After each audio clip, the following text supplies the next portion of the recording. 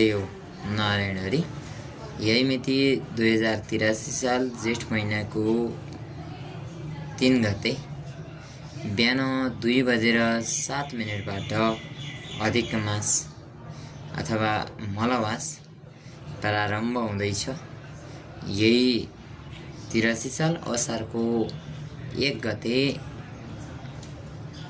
बिहान 9:12 अधिक मास रहनेछ।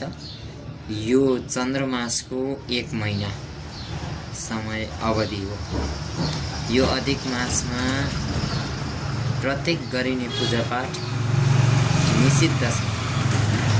कस्ता पूजापाठहरू निषिद्ध छन् भन्दाखेरि हामीले कुनै काम्य रूपमा पूजा गर्न आँट्यौँ भनेदेखि ती पूजापाठहरू निषिद्ध रहनेछन्। भनेदेखि भगवानको प्रसन्नताका लागि हामीले पूजापाठ अर्चना वन्दना गर्दछौँ भनेदेखि ती पूजापाठहरू कहिले पनि बन्द हुने छैनन्, सदा सर्वदा चलिरहनेछन्। आफ्नो कामना रहित पूजापाठ हजुरले मलमास अथवा अधिक मासमा गर्न सक्नुहुनेछ।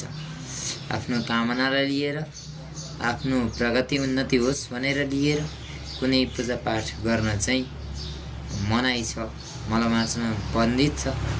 नत्र हो भनेदेखि अन्य पूजापाठ हजुरहरूले अवश्यमेव गर्न सक्नुहुनेछ। 16 संस्कार मध्ये कुनै संस्कार हुँदैन, होइन? जन्म र मृत्यु संस्कार बाहेक अन्य संस्कार कुनै पनि संस्कार हुँदैन।